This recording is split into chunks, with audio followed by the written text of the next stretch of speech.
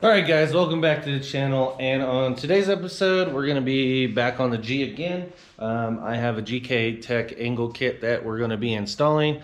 One thing I do like about GKtech and is the fact that their packaging is very nice. Alright, so another thing I really like about this kit is the fact that it comes with all the directions, everything's labeled. Really good instructions, even tells you the size of wrench that you would use, so awesome. All right, so I got these things kind of pre-assembled. There's like a dust boot that is optional whether or not you want to run it, so I threw that on there.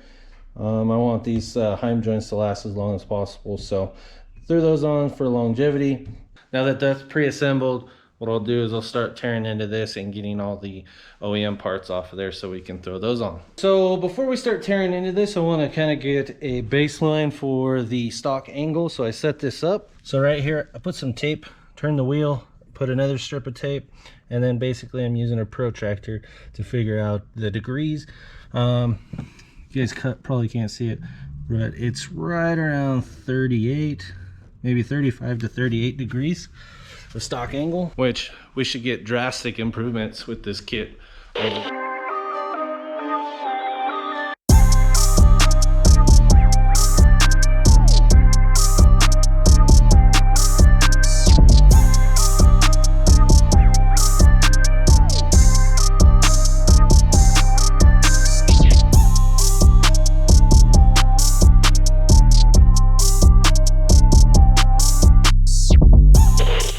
Alright, so we have the kit installed on both sides.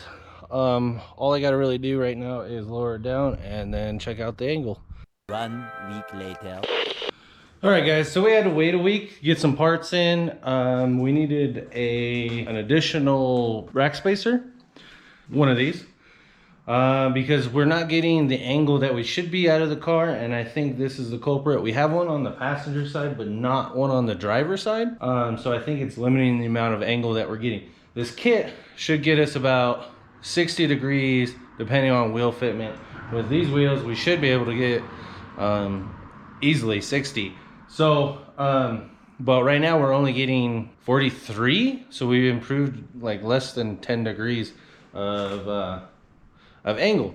So what we're gonna do is we're gonna install this, but we have another problem too. I don't know how it happened. Right here you can see this hard line that goes from the knuckle over here. Somehow that thing got mangled up. So and it's kind of happening on both sides, and I don't know why it's happening. So what we ended up doing, so I picked up a set of ISR steel braided lines. We're gonna install that. Hopefully this will fix the problem and it bypasses the hard line, and it goes, I don't know, these are kind of short. It goes directly from this over to the caliper and bypasses the hard line. We're gonna try to knock that out, and then hopefully this will fix all of our problems. So, all right, so we got the new brake line on. Gotta attach the body right there. Fits really well. Plenty of length, maybe even too much length, but routed it right off of this coilover bracket. This thing just pivots on there, so that's nice.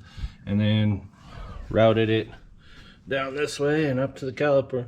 So I'm gonna throw the rack spacer on there, and then we're gonna see if that improves the angle. All right, so I measured it out, and the measurement that I got was roughly about 52 degrees. The kit says that it'll do 60, but I set this protractor up to show you what 60 looked like compared to what we're at now. I don't think that this kit is going to actually hit that 60 degree mark. 50 is probably good enough for this car. So I'm gonna measure the other side and see if we come up with something completely different. So again, yeah, 52 degrees. I think that's all we're gonna get out of this kit. 52 degrees is pretty decent, I think, for a kit of this caliber. You probably get a lot more if you switched over to let's say the full angle kit with the lower control arm and everything. Probably be able to get a lot more angle out of this kit, because I think this can be used in conjunction with it as well. So, I think the only thing left for us to do now is to fire it up and go take it for a test drive and see how it feels. So, yeah, let's do that.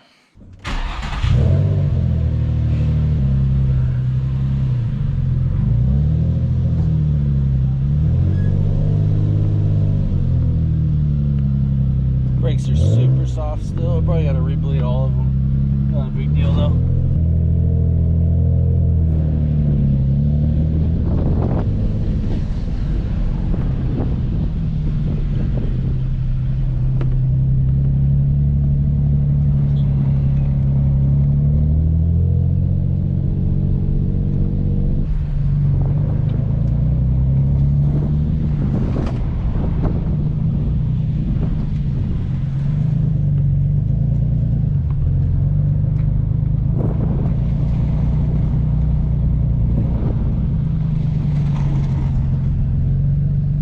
All right, so I figured out what the rubbing was. So actually, this is good news, is that when you turn right or left, your lead wheel, whatever it may be, is actually coming in contact with the controller. So why I say that's good news, oh, let me move out of the wind. Why I say that's good news is because that means that there's more angle left on the table. So if we wanted to run these wheels, which we do not want to run these wheels, but what we could do is we could run a spacer, space out the wheel a little bit more, maybe an inch, half an inch or so, and that'll give us even more turning angle. It's good news, right? Every little bit counts. Probably another 5 to 8 degrees more will get us at like 58 degrees, I would hope. Here, let me show you. So, all right. You see that shiny part of the control arm right there with all the tire mark? That means that that's where the tire is actually starting to touch. So if we actually pull, so if we have an actually skinnier rim, one that's not so wide, not saying that this one's crazy wide or anything like that, but something like that, or even a different offset wheel will actually help us get even more angle out of the car. So that I'm super pumped about. I either got to order up a set of spacers, probably need to order a set all the way around. I might end up doing that and putting those on. All right, so the spacers came in. I ended up changing the wheels too, so we're gonna lay down our tape marks, get out our protractor, and we're gonna figure out how much angle adding the spacers on actually gave us. So let's dive into that real quick. All right, so we didn't gain very much from putting the spacer on. The only thing we really gained was the clearance to add more angle, I guess, and stop the rubbing. So we ended up with, I would say, 53 to 55, depending on whether or not when you're under load and whatever. Because here, let me show you. When the car's on and you actually go to full lock, there's a little bit more. It's like maybe 3 degrees.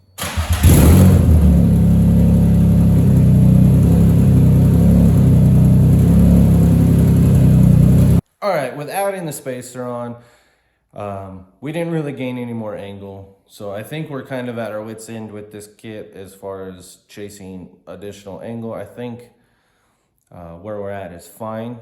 I've actually driven this car at 2 events since installing this angle kit. I forgot to close this video out, so that's why this is being filmed so far into the future. But it performed flawlessly, in my opinion. It felt like way more than 55 degrees of angle. It felt really, really, really good. I was absolutely impressed with it. But I think if we try to pursue any more angle, we're gonna have clearance issues. So we're really on the cusp of the knuckle actually making contact with the lower control arm itself, and then the stabilizer arm is going to come in contact with the coilover if we pursue any more angle. I think it's within a 1/4 inch. So the only way to actually go and increase the amount of angle is to actually go with a aftermarket lower control arm, which I really don't want to pursue, because this car, I mean, the objective of this car has been to do it as cheaply as possible, make it budget friendly drift car, And I think we've achieved that. The kit itself is like 330 bucks, and it got us almost 55 degrees of angle, which in my book is pretty damn impressive. And ease of installment and everything was super easy. Almost anybody can do this. So I think that's going to be it for the angle on this car. Stay tuned. We're going to do a dual caliper setup install on the G35. That should be pretty fun. So I'll see you guys in the next one.